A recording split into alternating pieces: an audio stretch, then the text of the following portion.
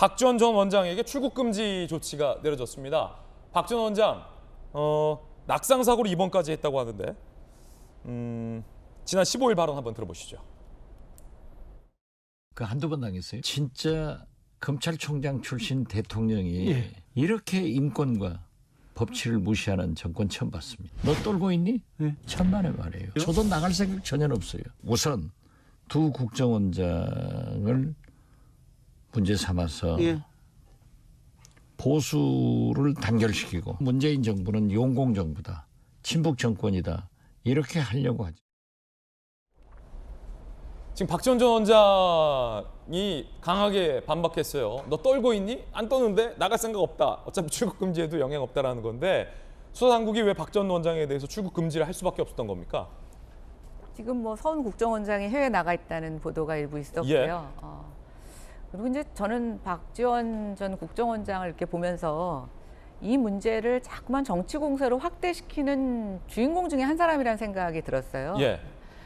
아까 남북경제협력기금 같은 경우에도 2018년 문재인 정부 출범부터 이 기금 성격에 대해서 많은 문제 제기가 있었습니다. 그렇습니까? 뭐냐면 이 돈을 처음부터 어떻게 써야 되는지 구체적인 내용이나 이런 것들을 밝혀서 심의 의결을 받는 게 아니라 이걸 사후정산하는 방식으로 문재인 정부 때 굉장히 많이 썼어요. 남북협력기금 자체를? 네, 그래서 남북 우리가 연락소 개보수 할 때도 사실은 처음에 계약금 한 8천만 원 정도를 우선 결제할 때 구체적으로 이 공사비가 얼마인지를 밝힌 적이 없습니다. 그리고 이제 사후정산 해버린 거죠.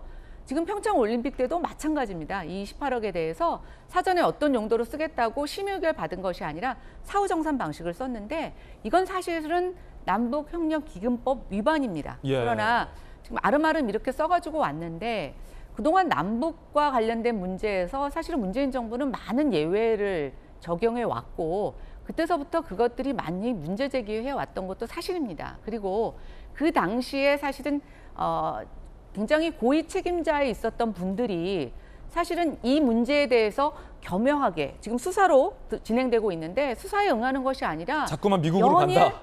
연일 심하게 언론을 상대로 해서 언론전을 하고 있다는 겁니다.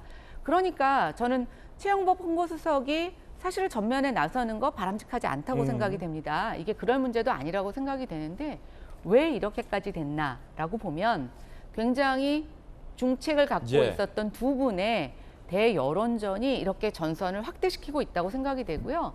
지금 박지원 전 국정원장 발목을 심하게 다치셨더라고요. 지금 연세로 봤을 때 발목 부상이 굉장히 오래 갈 것 같으신데 저런 것들을 또 굳이 언론에 얘기하시면서 자기는 도망갈 생각이 없다고 하는 게 순순히 개인의 어떤 주장으로 들리는지 아니면 정치 구단이라고 하는 박지원 전 국정원장의 고도의 정치적 언어로 들리는지는 국민들이 판단하실 문제라고 생각이 됩니다. 박지원 전 원장이 여러 가지로 재수가 없다 이러는데 어찌됐든 출국 금지 조치는 필요하다, 불가피하다라는 게 현 정권의 검찰의 시각인 것 같습니다. 박지원 전 원장의 반론과 비판도 함께 소개해드렸습니다. 이 논란 계속될 것 같습니다.